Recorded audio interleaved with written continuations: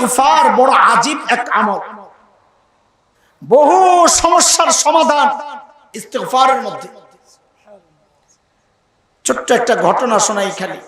হযরত হাসান বসরি রাহমাতুল্লাহি আলাইহির কাছে এক লোক আসছে, এসে বলে, হযরত ভারী বিপদে আছি, ফসল নষ্ট হয়ে যাচ্ছে, বৃষ্টি হচ্ছে না, একটু দোয়া করে। তো হযরত হাসান বসরি বলে, তুমি আমার দোয়া লাগবে না, তুমি যায়া ইস্তিগফার পড়ো, বৃষ্টি আইসা যাবে। চলে গেছে। আরেক লোক আসছে, এসে বলেন, হযরত বিপদে আছি, অভাবে পড়ে গেছি, ব্যবসায় লস, ঋণে পড়ে গেছি, এই বিপদ আপনাকে আছে? আরে এই বিপদ আছে তো সমাধান শুনে। হাসান বসরি বলেন, তুমি যায়া বেশি বেশি ইস্তিগফার পড়ো, অভাব দূর হয়ে যাবে। আরেক লোক আসছে, বাচ্চা কাচ্চার সমস্যা। হাসান বসরি তারেও চিকিৎসা দিচ্ছেন, যাও যাও বেশি বেশি ইস্তিগফার পড়ো। আরেক লোক আসছে, হুজুর বাড়ি বানাইতে চাইতেছি, পারতেছি না, একটু দোয়া। হাসান বসরি বলেন, যাও তুমি যায়া ইস্তিগফার পড়ো। দরবারের এক লোক বলে, হুজুর বুঝলাম না কাহিনী, যে আয় এর খালি ইস্তিগফার ধরাইতেছেন ব্যাপার। আমি থাকলে বলতাম, হুজুর এটা কি গুলিস্তানের হালুয়া নেই? ছোটবেলায় আমরা দেখছি গুলিস্তান হালুয়া ব্যস্ত, পোলাপাইন তো কইতে পারবো না, হালুয়া ব্যস্ত। হালুয়া কোন রোগের?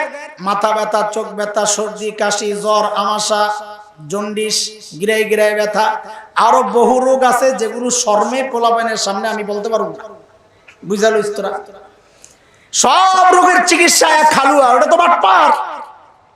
কিন্তু আসলে এমন একটা চিকিৎসা আছে যেটা মহৌষধ, বহু রোগের বহু সমস্যার সমাধান, তার নাম হচ্ছে ইস্তিগফার। হাসান বসরি বলেন, রে এই পরামর্শ তো আমার না, এই পরামর্শ তো নবী নূহ আলাইহিস সালাতু ওয়াস সালামের। আল্লাহর কাছে এই পরামর্শ এত পছন্দ হয়েছে, মালিক সূরা নূহের আয়াত বানায়া, কোরআনের টুকরা বানায়া এই কথাগুলো নাজিল করে দিয়েছেন। মালিক বলেন, ফাকুলতু আস্তাগফিরু রাব্বাকুম ইন্নাহু কানা গাফফারা ইউরসিলিস সামাআ আলাইকুম মিদরারা ওয়া ইউমদিদকুম বিআমওয়াল ওয়া বানিন ويجعل لكم جنات ويجعل لكم أنهارا। এক জায়গায় আল্লাহ ইস্তিগফারের 5টা উপকারিতার কথা বলেছেন। কয়টা? এক জায়গায়। এক নাম্বার, সবচেয়ে বড় বিপদ থেকে তোমার ইস্তিগফার বাঁচাবে। বলে সবচেয়ে বড় বিপদ কোনটা? বলে গুনাহ। কি? কারণ দুনিয়ার বিপদ তোমার দুনিয়া বরবাদ করে, আর গুনাহ তোমার দুনিয়া আখিরাত সব বরবাদ করে। তো সবচেয়ে বড় বিপদ কোনটা? ইস্তিগফার ওই বিপদ থেকে তোমারে বাঁচায়া দিবে, গুনাহ মাফ। ইউরসিলিস সামাআ আলাইকুম মিদরারা, বৃষ্টি না হলে ইস্তিগফার পড়ো, আল্লাহর ওয়াদা আমি বৃষ্টি দেব। ওয়া ইউমদিদকুম বিআমওয়াল, টাকা পয়সার সমস্যা, ঋণে জর্জরিত, ব্যবসায় মন্দা, বেচা কেনা নাই, বসে বসে ইস্তিগফার পড়ো, আল্লাহর ওয়াদা আমি মালের মধ্যে বরকত দিয়ে দেব। বাচ্চারা কথা শোনে না, কত সমস্যা, আল্লাহর ওয়াদা ওয়ায়ুমদিদকুম বিবানিন, বাচ্চার বরকত আমি দিয়ে দেব। বাড়ি ঘর বানাইতে পারো না, আল্লাহ বলেন বেশি বেশি ইস্তিগফার পড়, বাড়ির ব্যবস্থাও আমি করে দিব। যাই হোক দোস্ত, ওই যে 2 নম্বর পুটলিটা খুলে, ও যে ছিদ্র হয়েছে, আল্লাহর রহমতের ছাতা ফুটা হয়ে গেছে, ফুটা বন্ধ করা দরকার। মনে আছে কথা? হারায় যায় না আবার। 1 নম্বর কাজ হচ্ছে ওই ছিদ্র বন্ধ করা। প্রথম পুটলি খুলে, যেই ছিদ্র দিয়া বিপদ ঢুকে, বিপদ ঠেক দেওয়ার একটাই রাস্তা, সেটা হচ্ছে ইস্তিগফার দিয়া ওই ছিদ্র বন্ধ করো, বিপদ আসা বন্ধ হয়ে যাবে। এটা হাদিসের কথা। নবী বলেছেন বেশি বেশি ইস্তিগফার পড়লে আল্লাহ সব বিপদ থেকে বাঁচায়। আস্তাগফিরুল্লাহাল আযীম ওয়া আতুবু ইলাইহি। সংক্ষেপ ইস্তিগফার এটা, আস্তাগফিরুল্লাহাল আযীম ওয়া আতুবু ইলাইহি, আস্তাগফিরুল্লাহাল আযীম ওয়া আতুবু ইলাইহি। সারাদিন পড়তে থাকবেন, হাঁটতে হাঁটতে পড়বেন, হাঁটতে হাঁটতে পড়বেন, আল্লাহ বিপদ থেকে বাঁচায় দিবেন ইনশাআল্লাহ।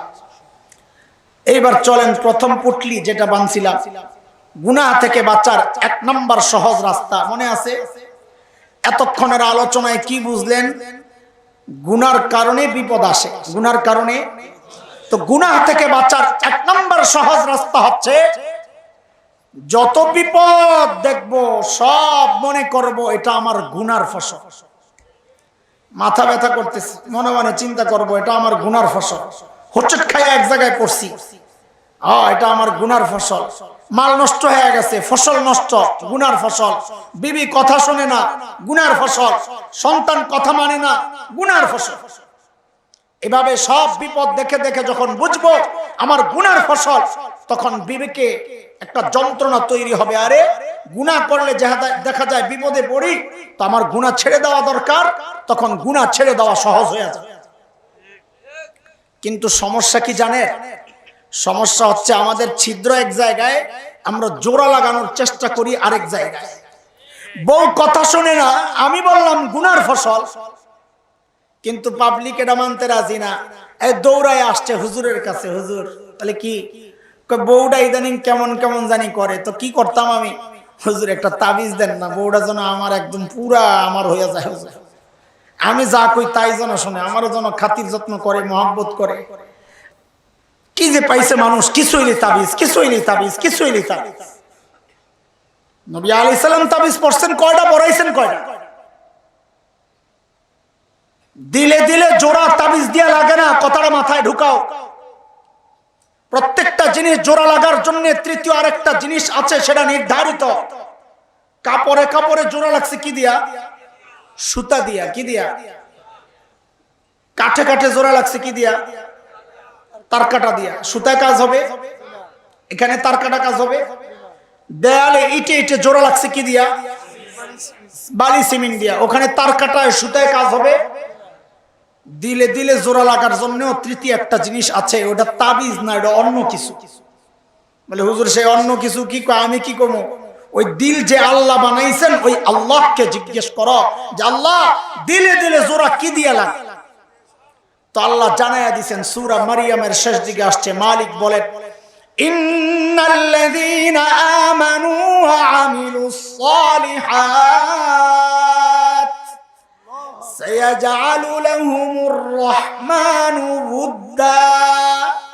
বান্দা তোর ঈমান ঠিক কর, আমল ঠিক কর, দিলে দিলে মুহাব্বত আমি আল্লাহ তৈরি